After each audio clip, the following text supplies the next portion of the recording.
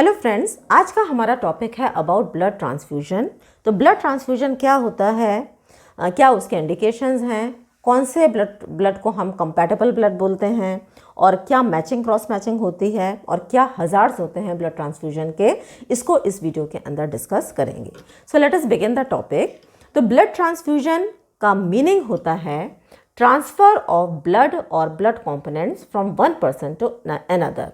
जब भी हम ब्लड को एक व्यक्ति से दूसरे व्यक्ति में ट्रांसफ़र करते हैं, उस प्रोसीजर को हम बोलते हैं ब्लड ट्रांसफ्यूजन, है ना। अब जब हम ट्रांसफ़र कर रहे हैं तो ये ऑब्वियस सी बात है कि एक पर्सन है जो कि ब्लड को देगा और जो दूसरा पर्सन है वो ब्लड को रिसीव करेगा। तो जो व्यक्ति ब्लड को देता है उसको हम डोनर बोलते हैं, जो व्यक्ति ब्लड को रिसीव करता है उसको हम रेसिपिएंट बोलते हैं। ठीक है। अब यहाँ पर एक और इम्पॉर्टेंट चीज़ है, दैट इज़ जब हम ट्रांसफ़र करते हैं ब्लड को, तो ब्लड को भी दिया जा सकता है और ब्लड के कंपोनेंट्स को भी ट्रांसफ़र किया जा सकता है ना। दैट मीन्स हम पेशेंट को होल ब्लड भी दे सकते हैं, पूरा का पूरा ब्लड हम ट्रांसफ्यूज़ कर सकते हैं, या फिर ब्लड के कुछ खास कंपोनेंट्स जैसे कि अलग से प्लाज्मा को कॉन्सेंट्रेट करके दिया जा सकता है, या फिर अलग से आरबीसीज को पैक करके दिया जा सकता है, या फिर अलग से डब्ल्यूबीसी या अलग से प्लेटलेट, जैसी कंडीशन है, जैसी रिक्वायरमेंट है, उसके अकॉर्डिंग हम ब्लड ट्रांसफ्यूज़ कर सकते हैं। ठीक है। तो जब हम ब्लड ट्रांसफ्यूजन बोल रहे हैं तो ये बात ध्यान रखनी है कि ब्लड एंड ब्लड कॉम्पोनेंट्स।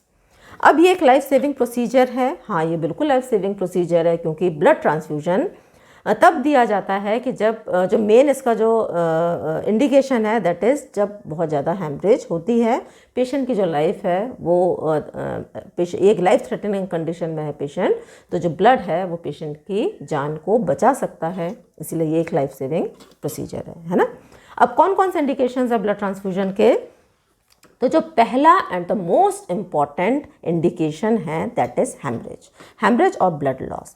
कहीं से भी अगर बॉडी से हैमरेज हो रही है, ब्लड लॉस हो रहा है, तो अगर बॉडी से ब्लड बह जाएगा, खून बह जाएगा, तो ये एक लाइफ थ्रेटनिंग कंडीशन है। ऐसी कंडीशन में हमको तुरंत पेशेंट को ब्लड देना है। अब ये जो ब्लड लॉस है ये एक्यूट भी हो सकता है, क्रॉनिक भी हो सकता है ना। एक्यूट का मतलब होता है अचानक, सडन, और क्रॉनिक का मतलब होता है लंबे समय से जो चला आ रहा है ना। तो एक्यूट का तो मतलब हो गया फॉर एग्जांपल एक्सीडेंट, है ना। पेशेंट का एक्सीडेंट हुआ, सिर पे चोट लगी और बहुत सारा खून बह गया, तो अचानक से ब्लड लॉस हुआ, तो हम इन दैट केस ब्लड ट्रांसफ्यूजन करेंगे। या फिर पेशेंट को कोई ऐसी बीमारी थी जो कि बहुत लंबे समय से चली आ रही है, जैसे कि मान लीजिए जब हम इन्फेस्टेशन है ना, पेशेंट को स्पेशली हुकवर्म, है ना, तो पेशेंट के आंतों में हुकवर्म है, तो वो ब्लीडिंग करता है, गैस्ट्रोइंटेस्टाइनल ब्लीडिंग करता है। कोई भी ऐसी बीमारी है जिसमें कि स्टूल में से ब्लड जा रहा है, जैसे कि हेमराइड्स हो गया, है ना, या फिर वॉमिटिंग से ब्लड निकल रहा है, ठीक है, या फिर नोज़ ब्लीड हो रहा है, एनी कंडीशन, ठीक है, जिसमें कि धीरे धीरे पेशेंट का ब्लड लॉस हो रहा है, वहाँ पे भी हम पेशेंट को ब्लड देते हैं। Second is severe anaemia. अब एनीमिया के 3 कैटेगरीज होती हैं, माइल्ड, मॉडरेट एंड सीवियर, है ना। तो जो सीवियर कैटेगरी होती है, जिसमें कि जो हीमोग्लोबिन है इट इज़ लेस देन, या फिर आप बोल सकते हैं कि 5 से जो 7 ग्राम % तक हीमोग्लोबिन होता है, तो इन दैट कंडीशन हम वेट नहीं करते कि पेशेंट को टैबलेट्स दें या इंजेक्टेबल्स दें और उसका हीमोग्लोबिन बढ़ाएं, है ना। तो ऐसी कंडीशन में हम तुरंत पेशेंट को ब्लड ट्रांसफ्यूज़ करते हैं। ठीक है। तो अब जो एनीमिया है, इसमें 2 टाइप के एनीमिया हैं जो कि बहुत इंपॉर्टेंट है, जहाँ पे ब्लड ट्रांसफ्यूज करना ही पड़ता है। वन इज़ एप्लास्टिक एनीमिया, जहाँ पे जो बोन मैरो है हमारी, ये फंक्शन नहीं करती, और आपको मालूम है कि जो बोन मैरो है वहाँ पे हम जो एरिथ्रोपोइसिस की प्रोसेस होती है ना, आरबीसी का फॉर्मेशन बोन मैरो के अंदर होता है। तो अगर बोन मैरो अपना काम नहीं करेगी तो in that case it leads to aplastic anaemia. तो यहाँ पे जो ट्रीटमेंट है दैट इज़ ब्लड ट्रांसफ्यूजन। इसी तरीके से एक दूसरी बीमारी है सिकल सेल एनीमिया, जिसमें कि जो आरबीसी का शेप है ये सिकल शेप का हो जाता है, ये हसिया टाइप का शेप हो जाता है। नॉर्मल जो आरबीसी का शेप होता है ये बायकॉन्केव होता है, तो ये ज़्यादा स्टेबल शेप है, ये अनस्टेबल शेप है, तो ये आरबीसीज क्या होती हैं, तुरंत टूटने लगती हैं, हीमोलाइसिस होने लगती है, तो वहाँ पे भी ब्लड ट्रांसफ्यूजन इज़ इंडिकेटेड। ठीक है। इसके अलावा thalassaemia is one of the haemoglobinopathies, है ना। ये इस टाइप का डिसऑर्डर है जिसमें कि जो हीमोग्लोबिन की जो चेन्स हैं वो प्रॉपर तरीके से नहीं बनती हैं या फिर कुछ चेंज उसमें एब्सेंट होती हैं, तो in that case also blood transfusion is indicated. ठीक है। अब बर्न्स को देखें तो बर्न में basically there is loss of plasma, hypovolaemia होता है, ब्लड का वॉल्यूम कम होता है क्योंकि प्लाज्मा का बहुत ज़्यादा लॉस हो जाता है ना। तो बर्न के केस में भी ब्लड ट्रांसफ्यूजन एक इंडिकेशन है। ठीक है। फिर क्लॉटिंग फैक्टर डिसऑर्डर्स, ऐसे डिसऑर्डर्स जिसमें कि ब्लड का जो क्लॉटिंग टाइम है ये बढ़ गया है और ब्लीडिंग बहुत ज़्यादा हो रही है, जैसा कि हमने पढ़ा था इन are one of the previous videos, haemophilia, है ना। तो हीमोफीलिया एक ऐसी बीमारी है जो कि क्लॉटिंग फैक्टर 8 की कमी की वजह से होती है, 8, 9 एंड 11, है ना, haemophilia A, B and C। ठीक है। तो यहाँ पे भी क्लॉटिंग फैक्टर की कमी होती है तो ब्लीडिंग बहुत होती है, क्लॉट नहीं होता ब्लड, तो ब्लड ट्रांसफ्यूजन एक इंडिकेशन है। ब्लीडिंग डिसऑर्डर्स ऐसे डिसऑर्डर्स होते हैं जिसमें कि ब्लीडिंग टाइम बढ़ जाता है। फॉर एग्जांपल परप्यूरा, जिसमें कि प्लेटलेट की कमी हो जाती है और जो हमारा ब्लड है वो रुकता नहीं है और कंटिन्यूसली बहता रहता है। ठीक है। तो ये भी इंडिकेशन है। फिर सर्जरी, कभी भी पेशेंट जब सर्जरी के लिए एडमिट होता है हॉस्पिटल में तो हम प्री सर्जरी भी पेशेंट को ब्लड ट्रांसफ्यूज़ करते हैं। कई बार क्या होता है कि पेशेंट का हीमोग्लोबिन बहुत कम है ना, और वो पेशेंट सर्जरी के लिए आया है, तो ऐसे में हम पेशेंट की सर्जरी नहीं कर सकते अगर हीमोग्लोबिन उसका कम है। क्यों? क्योंकि अगर हीमोग्लोबिन कम है और सर्जरी कर दी और अगर सर्जरी के दौरान ज़्यादा ब्लड लॉस हो गया तो वो पेशेंट की लाइफ के लिए खतरा है ना। तो हम ऐसे में क्या करते हैं, पहले पेशेंट को ब्लड ट्रांसफ्यूज़ करते हैं, जब उसका हीमोग्लोबिन लेवल मेंटेन हो जाता है इन दैट, फिर तब हम सर्जरी को प्लान करते हैं, है ना। तो ये तो प्री सर्जरी हो गया। पोस्ट सर्जरी, कई बार कुछ सर्जरीज ऐसी होती हैं जिसमें कि ब्लड लॉस के होने के चांसेस ज़्यादा होते हैं, तो इन दैट केस हम पहले से ही पेशेंट से जो ब्लड है पेशेंट के रिलेटिव से हम ले लेते हैं। ठीक है। और अगर नीडेड होता है तो हम सर्जरी के बाद पेशेंट को ब्लड देकर उसकी जो कंडीशन है उसको स्टेबल करते हैं। ठीक है। इसके बाद में बोन मैरो फेलियर, है ना। तो बोन मैरो अगर काम करना ही बंद कर दे, फेल हो जाए, जैसा कि हमने अभी पढ़ा था एप्लास्टिक एनीमिया में या फिर ल्यूकेमिया के अंदर, तो वहाँ पे भी ब्लड ट्रांसफ्यूजन का इंडिकेशन बनता है। Next we come to the precautions which should be taken during blood transfusion, है ना। तो ब्लड ट्रांसफ्यूजन के पहले या ट्रांसफ्यूजन के दौरान क्या क्या सावधानी हमको बरतनी है। पहला है donor must be healthy and without disease. जो भी डोनर है, जो भी व्यक्ति ब्लड को दे रहा है, तो वो हेल्दी होना चाहिए, उसके अंदर सिफिलिस, एड्स, हेपेटाइटिस इस तरीके की कोई भी डिजीज़ नहीं होनी चाहिए, है ना। क्योंकि ये ब्लड बॉर्न डिजीजेज होती हैं, ये ब्लड के माध्यम से एक इंडिविजुअल से दूसरे इंडिविजुअल में कैरी हो सकती हैं, है ना। तो पहला है डोनर हेल्दी होना चाहिए। दूसरा, only compatible blood must be transfused. हम जब ब्लड ट्रांसफ्यूजन करते हैं तो डोनर का और रेसिपिएंट का ब्लड चेक करते हैं कि वो आपस में कंपैटिबल है कि नहीं है ना। ये अभी हम इसको डिस्कस करेंगे। तो अगर कंपैटिबल ब्लड है, इन दैट केस ओनली हमको ब्लड देना है। Third is both matching and cross matching must be done, है ना। तो ब्लड ट्रांसफ्यूजन के पहले मैचिंग और क्रॉस मैचिंग ये कुछ प्रोसीजर्स होते हैं जो कि करना बहुत ज़रूरी है। RH compatibility must be confirmed. RH factor को भी हम चेक करते हैं कि जो पेशेंट है वो RH पॉजिटिव है कि नेगेटिव है, इसको भी कंफर्म करना जरूरी है। ठीक है। यूज स्टेराइल ट्रांसफ्यूजन अपैरेटस, जो भी ट्रांसफ्यूजन के अपैरेटस नीडेड हैं वो स्टेराइल होने चाहिए, और जो ब्लड है it must be at the same temperature as the body temperature, है ना। तो ब्लड का टेम्परेचर और जिस भी इंडिविजुअल को आप ट्रांसफ्यूज कर रहे हैं दोनों का टेम्परेचर लगभग सेम होना चाहिए। Transfusion of blood must be slow, है ना। बहुत फास्ट ब्लड नहीं देना है। अगर हम बहुत फास्ट ब्लड देते हैं तो कई बार शिवरिंग या फीवर के चांसेस बढ़ जाते हैं, है ना। तो इसलिए जो ट्रांसफ्यूजन है उसको स्लो ही दिया जाता है। Next we come to the collection. तो ब्लड लगभग 350 से 500 ml को ब्लड कलेक्ट किया जाता है। ये कलेक्शन या तो डोनर दे सकता है, ठीक है, डोनर एक हेल्दी व्यक्ति होता है, या फिर कोई रिलेटिव दे सकता है पेशेंट का, तो दोनों में से कोई भी ब्लड को दे सकता है ना। अब ब्लड को जो स्टोर करते हैं हम सिलिकॉन कोटेड बॉटल्स के अंदर 4 डिग्री सेल्सियस के अंदर ब्लड बैंक्स के अंदर ब्लड को स्टोर किया जाता है। 21 डेज तक हम ब्लड को स्टोर कर सकते हैं। ठीक है। जो प्रिजर्वेटिव्स हम ब्लड को स्टोर करने में यूज़ करते हैं वो है ACD solution, that is acid citrate dextrose, these are the preservatives, है ना, and CPDA that is citrate phosphate dextrose adenine solution. तो ये कुछ प्रिजर्वेटिव्स हैं जो कि ब्लड को स्टोर करने के लिए यूज़ किए जाते हैं। ठीक है, अब यहाँ पे एक और इम्पॉर्टेंट बात है जो कि समझनी है। With in 24 hours after storage के 24 घंटे के अंदर WBC platelets they become functionally ineffective, है ना। तो धीरे धीरे अगर ब्लड को स्टोर करे लंबा समय होता जा रहा है 24 आवर्स तक, तो WBC और प्लेटलेट धीरे धीरे फंक्शनली इनइफेक्टिव हो जाते हैं और 14 दिन के बाद में जो RBC है इनका लाइसेस RBC टूटने लगते हैं, है ना। तो इसीलिए जो स्टोर्ड ब्लड है it is not useful for transfusion of WBC and platelet, है ना। अगर बहुत लंबे समय तक ब्लड रखा हुआ है तो वो ब्लड सूटेबल नहीं है ट्रांसफ़र करने के लिए, अगर किसी व्यक्ति को हमको खासकर WBC या फिर प्लेटलेट्स देने हैं। Next we come to the words matching and cross matching.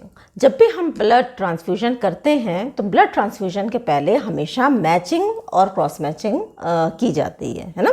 Matching में रेसिपिएंट के RBC को हम टेस्ट सीरा के साथ में मिक्स करते हैं और देखते हैं एग्लूटिनेशन हो रहा है कि नहीं हो रहा है। इस तरीके से हम ब्लड ग्रुप्स को डिटेक्ट कर सकते हैं AB, ABO, RH पॉजिटिव और RH नेगेटिव। अब क्रॉस मैचिंग दो टाइप की होती है, one is major cross matching and second is minor cross matching. Major cross matching में हम डोनर के RBC को रेसिपिएंट के प्लाज्मा के साथ में मैच करते हैं एंड एज यू नो कि डोनर के RBC के अंदर एंटीजेंस हैं, रेसिपिएंट के प्लाज्मा के अंदर एंटीबॉडीज हैं। तो बेसिकली हम एंटीजन और एंटीबॉडी को आपस में एग्लूटिनेट कर रहे हैं और देख रहे हैं कि रिएक्शन एग्लूटिनेशन हो रहा है कि नहीं हो रहा है। इस प्रोसेस को हम बोलते हैं मेजर क्रॉस मैचिंग।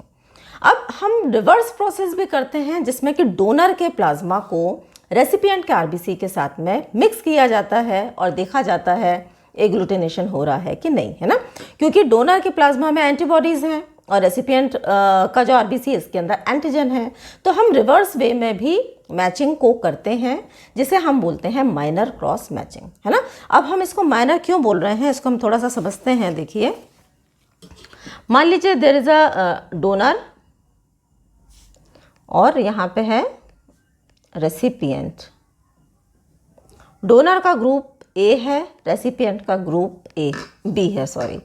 अब डोनर का जो RBC है इसके अंदर एंटीजन A है और इसका जो RBC है इसके अंदर एंटीजन B है। डोनर का जो प्लाज्मा है, अगर A ग्रुप है तो एंटीबॉडी विल बी B और जो B ग्रुप है तो एंटीबॉडी विल बी A, है ना। तो जो पहला है दैट इज डोनर का RBC, डोनर के RBC को रेसिपिएंट के प्लाज्मा के साथ में जब हम मैच करेंगे तो क्या होगा, क्योंकि यहाँ पे एंटीजन A है, यहाँ पे एंटीबॉडी A है, सो देयर विल बी, इस प्रोसेस को हम बोलते हैं मेजर क्रॉस मैचिंग। ठीक है। अब जो दूसरा है माइनर क्रॉस मैचिंग, इसमें हम यहाँ पे तो क्या हो जाएगा, एग्लूटिनेशन हो जाएगा, है ना। डोनर का जो प्लाज्मा है यानी कि प्लाज्मा के अंदर एंटीबॉडी क्या है B, इसको रेसिपिएंट के RBC के साथ में हम जब मैच करते हैं तो इस प्रोसेस को हम बोलते हैं this is minor cross matching. ठीक है। तो इसको हम माइनर इसलिए बोलते हैं क्योंकि एक्चुअली में जितना हमारा ब्लड होता है, जो हम ब्लड ट्रांसफ्यूज़ करते हैं, लगभग वो होता है 350 से लेके 500 ml, है ना। तो जब ये ब्लड रेसिपिएंट के ब्लड में जाता है विच इज़ अबाउट 5 लीटर, हमारा जो ब्लड वॉल्यूम होता है 5 लीटर होता है, तो ये जो ब्लड है इसके अंदर जो एंटीबॉडीज़ हैं they get diluted in the recipients plasma और इस वजह से ये ज़्यादा कुछ एग्लूटिनेशन रिएक्शन कॉज नहीं करते, है ना। ये एक क्वेश्चन है जो कि वाइवा में पूछा जाता है कि हम डोनर के RBC को ही रेसिपिएंट के प्लाज्मा से क्यों मैच करते हैं, जो ये है यहाँ पे क्यों एग्लूटिनेशन नहीं होता, है ना। तो इसका आंसर क्या है, in the recipient blood donors antibodies get diluted and becomes weaker and does not cause much reaction, है ना। तो दिस इज द आंसर। ठीक है। Next we come to the compatibility of the blood, है ना। हम कैसे चेक करेंगे कि ब्लड जो दो ब्लड हैं वो आपस में कंपैटिबल हैं कि नहीं हैं, है ना। तो यहाँ पर आप, जैसा कि मैंने आपको अभी बताया कि हमेशा डोनर के आरबीसी देखे जाते हैं और रेसिपिएंट का प्लाज्मा देखा जाता है ना। तो डोनर के आरबीसी के अंदर एंटीजेंस हैं, रेसिपिएंट के प्लाज्मा के अंदर एंटीबॉडीज़ हैं। तो यहाँ पर आप चार्ट देखें, एक तरफ यहाँ पे डोनर का ब्लड ग्रुप है, एक तरफ यहाँ पे रेसिपिएंट का ब्लड ग्रुप है। डोनर के एंटीजेंस इंपॉर्टेंट हैं, तो ए ग्रुप में ए एंटीजन, बी ग्रुप में B antigen, A B group में ए और बी एंटीजन दोनों, और ओ ग्रुप में कोई भी एंटीजन नहीं। यहाँ पर रेसिपिएंट का ए ग्रुप है तो इसके अंदर बी एंटीबॉडी होगी, बी ग्रुप है तो बी एंटीजन होगा लेकिन ए एंटीबॉडी होगी, ए बी ग्रुप है तो कोई भी एंटीबॉडीज़ नहीं होंगी, और ओ ग्रुप है तो ए और बी दोनों एंटीबॉडीज़ प्रेजेंट होंगी, है ना। तो हमको करना क्या है इसमें, हमको एंटीजन और एंटीबॉडी के बीच में देखना है कि रिएक्शन हो रहा है कि नहीं हो रहा है, ठीक है। अब यहाँ पर आप देखें, हमें ऑलरेडी क्या मालूम है कि ए एंटीजन और ए एंटीबॉडी दे कॉज ए ग्लूटिनेशन, है ना, और बी एंटीजन और B antibody they cause agglutination, okay. तो अगर हम यहाँ पे कंपैटिबिलिटी चेक कर रहे हैं तो ए ग्रुप है, ठीक है, ये दोनों ए ग्रुप है ना, ये डोनर का ए ग्रुप है, रेसिपिएंट का ए ग्रुप है ना। तो यहाँ पर रेसिपिएंट के ए ग्रुप के अंदर एंटीबॉडी कौन सी होगी, बी, तो it will not cause any A ग्लूटिनेशन। अब डोनर का ए ग्रुप है, रेसिपिएंट का बी ग्रुप है जिसके अंदर ए एंटीबॉडी है, तो it will cause A ग्लूटिनेशन। Plus का निशान ए ग्लूटिनेशन, क्रॉस का निशान नो ए ग्लूटिनेशन, है ना। अब ए बी ग्रुप है तो इसके अंदर क्योंकि कोई भी एंटीबॉडीज़ नहीं है तो यहाँ पे कोई ए ग्लूटिनेशन नहीं होगा। ओ ग्रुप है तो दोनों ए और बी एंटीबॉडीज़ हैं तो दे विल कॉज ए ग्लूटिनेशन। अगर हम बी ग्रुप को देखें तो बी और B antibody they will cause agglutination, B और A antibody they will not cause any agglutination. B और ए बी को देखेंगे तो यहाँ पे क्योंकि कोई भी एंटीबॉडीज़ नहीं है तो यहाँ पे एग्लूटिनेशन नहीं होगा। लेकिन बी और ओ ग्रुप को अगर हम देखेंगे तो बी और जो इसमें बी ग्रुप है ये आपस में क्या करे, बी एंटीजन आपस में ये रिएक्ट करेगा and it will cause agglutination, है ना। अब ए बी को देखेंगे तो ए बी के अंदर यहाँ पे ए बी एंटीजेंस हैं, तो जो बी है ये बी से रिएक्ट कर जाएगा तो इट विल कॉज ए ग्लूटिनेशन, है ना। अब इसका जो ए है it will react with the A antibody, तो ये ए ग्लूटिनेशन करेगा। लेकिन ए बी ग्रुप में कोई भी एंटीजन नहीं है तो यहाँ पर कोई ए ग्लूटिनेशन नहीं होगा। ओ ग्रुप में दोनों एंटीबॉडीज प्रेजेंट हैं तो यहाँ पे ए ग्लूटिनेशन होगा।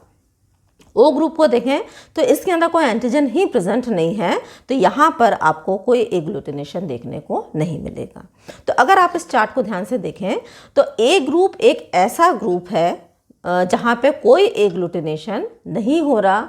हम इसीलिए जो ए बी ग्रुप है इसको बोलते हैं यूनिवर्सल रेसिपिएंट, क्योंकि it has no antibodies present in the plasma, so it can receive blood from all. अगर हम ओ ग्रुप को देखेंगे तो यहाँ पे भी कोई एग्लूटिनेशन नहीं हो रहा क्योंकि इसके अंदर कोई एंटीजेंस प्रेजेंट नहीं होते, है ना। तो ओ ग्रुप को हम यूनिवर्सल डोनर बोलते हैं। Why? Because it does not contain any agglutinogens, okay. Next we come to the hazards of blood transfusion, है ना। तो ब्लड ट्रांसफ्यूजन के क्या क्या कॉम्प्लिकेशंस हो सकते हैं, क्या क्या उसके हजार्ड्स हैं, इसको हम डिस्कस करते हैं। तो ब्लड ट्रांसफ्यूजन में 4 लेवल पे हजार्ड्स हो सकते हैं। पहला, मिसमैच ब्लड ट्रांसफ्यूजन। अगर ए ग्रुप का व्यक्ति है उसको हमने बी ग्रुप का ब्लड चढ़ा दिया, है ना, तो क्या प्रॉब्लम हो सकती है, इसको हम बोलते हैं मिसमैच ब्लड ट्रांसफ्यूजन। दूसरा, due to massive blood transfusion. अगर हम किसी व्यक्ति को बहुत ज़्यादा ब्लड के यूनिट्स चढ़ा देते हैं तो उसको हम बोलते हैं मैसिव ब्लड ट्रांसफ्यूजन। तीसरा, ड्यू टू फॉल्टी टेक्निक्स, हमने सही ब्लड चढ़ाया है, ठीक है, और ज़्यादा क्वांटिटी में भी नहीं चढ़ाया है, लेकिन हमने ब्लड चढ़ाते समय कुछ फॉल्टी टेक्निक्स हो गई हैं, हमने सही तरीके का इस्तेमाल नहीं किया है, तो उसकी वजह से प्रॉब्लम हो सकती हैं। And due to transmission of infection, है ना, तो अगर इन्फेक्शन ट्रांसमिट हो जाए एक व्यक्ति से दूसरे व्यक्ति में तो क्या प्रॉब्लम हो सकती है ना। तो जो पहला है that is due to mismatch blood transfusion. अगर हमने कंपैटिबल ब्लड नहीं चढ़ाया है, ए वाले को बी का दे दिया या बी वाले को ए का दे दिया, ठीक है, तो यहाँ पर एंटीजन और एंटीबॉडी का आपस में एग्लूटिनेशन हो जाएगा, क्लम्पिंग हो जाएगी and it will lead to transfusion reaction, है ना। फॉर एग्जांपल, अगर ब्लड ग्रुप ए है ना, ये डोनर का है, और जो रेसिपिएंट है इसका मान लीजिए बी ग्रुप है ना। तो ए ग्रुप है, इसके अंदर ए एंटीजन है, ठीक है, और एंटीबॉडी इसके अंदर बी है। बी ग्रुप है, इसके अंदर बी एंटीजन है,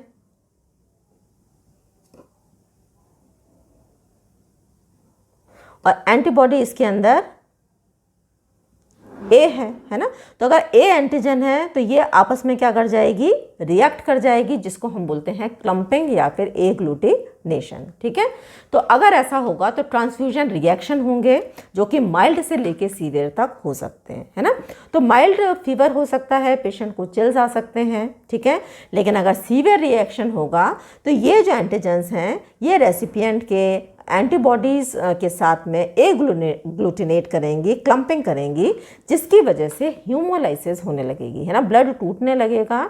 और जब ब्लड टूटता है तो उसके अंदर से जो हीमोग्लोबिन रिलीज़ होता है, जो कि हीमोग्लोबिन में डिवाइड होता है, आगे जाके ये बिलिरुबिन के लेवल को बढ़ाता है, जिसकी वजह से जॉन्डिस के सिम्टम्स पेशेंट में देखने में मिलेंगे, है ना। तो जॉन्डिस होगा पेशेंट को, that is due to the increasing level of bilirubin.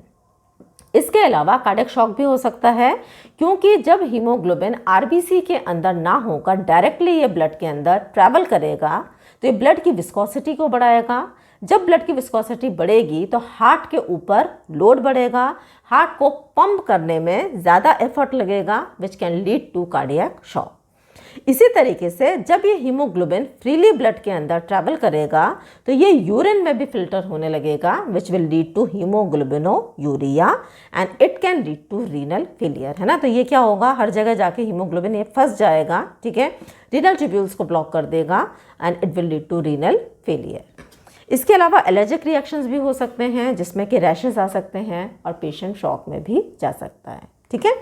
अब अगर मैसिव ब्लड दें हम पेशेंट को तो यहाँ पर सर्कुलेटरी ओवरलोड, है ना, बहुत ज़्यादा हमने पेशेंट को ब्लड चढ़ा दिया तो जो हमारा सर्कुलेटरी सिस्टम है उस पर लोड बढ़ जाएगा, ठीक है, उतने ही ब्लड को उसको सर्कुलेट करना पड़ेगा, तो हार्ट के ऊपर लोड बढ़ेगा।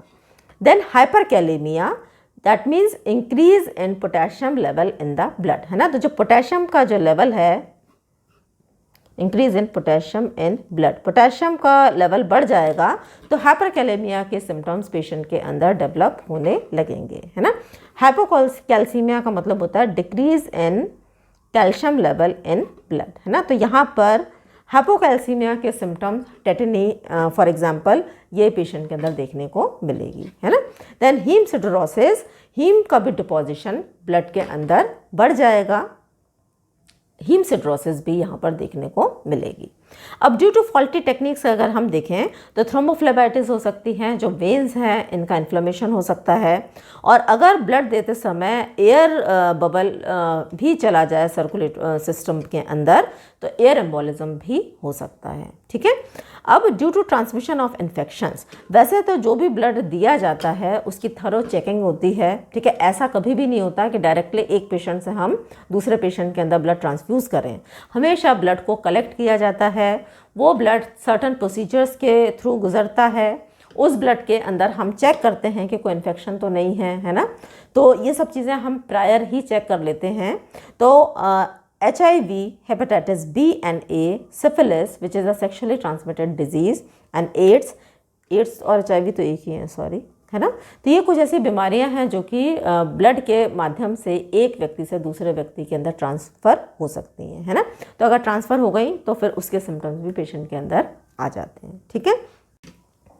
So this was all about the topic. तो अगर यहाँ तक वीडियो आपने देखा है तो एक क्वेश्चन है which can be answered in the comment box and the question is what is the most important indication of blood transfusion. तो अगर आपको वीडियो पसंद आया है तो वीडियो को लाइक करें, चैनल को सब्सक्राइब करें, वीडियो को शेयर करें। Thanks for watching.